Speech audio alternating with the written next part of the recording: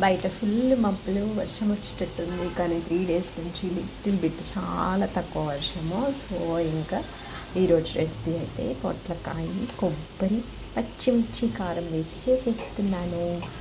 మీరేం చేస్తున్నారు? యాక్చువల్గా పొట్లకాయ ఇలా చేస్తే టేస్టీగా ఉంటుంది. కొంతమంది పెసరపప్పు కూడా వేసి చేసుకుంటారు, అది కూడా నాకు నచ్చుతుంది. బట్ ఇంట్లో మాత్రం ఇలానే తింటారు కాబట్టి ఇంకా ఇదైతే కొంచెం బాయిల్ చేసేసి మంచిగా తాలింపులో వేసేసి కొబ్బరి, అల్లం, పచ్చిమిర్చి వేసేసుకొని simple recipe but healthy recipe. నిజంగా పొట్లకాయ తింటే కూడా మనకి ఏమంటారు, మంచి వాటర్ కంటెంట్ ఉన్న ఒక వెజిటబుల్గా చెప్పవచ్చు.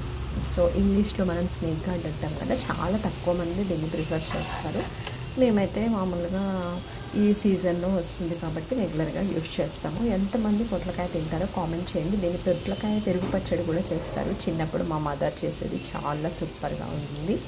ఇప్పుడు దీన్ని కూడా మనము ఈ పొట్లకాయని ఇలానే తీసేసుకొని కొంచెం చల్లారాక పెరుగులో కలిపేసుకుంటే అంతే, అది కూడా చాలా బాగా టేస్టీగా ఉంటుంది. ఒక రెసిపీ అయిపోతుంది. పెద్ద పని ఏం లేదు దీనికి. ఇది కొంచెం సగం తీసేసుకోవాలి, పెరుగులో ఉప్పు కలిపేసి ఈ పొట్లకాయని కలిపేసుకున్నాం అనుకోండి, అప్పుడు అదొక రెసిపీ అయిపోతుంది. ఈసారి ట్రై చేయండి. ఇలా చేసినప్పుడు అల్లం, పచ్చిమిర్చి, కొబ్బరి చాలామంది చేసుకుంటారు అనుకుంటున్నాను. బట్ తెలియని వాళ్ళకి, ఇప్పుడే మెల్లగా పెళ్ళిళ్ళు చేసుకునే వాళ్ళకి కూడా పనికొస్తుంది రెసిపీ.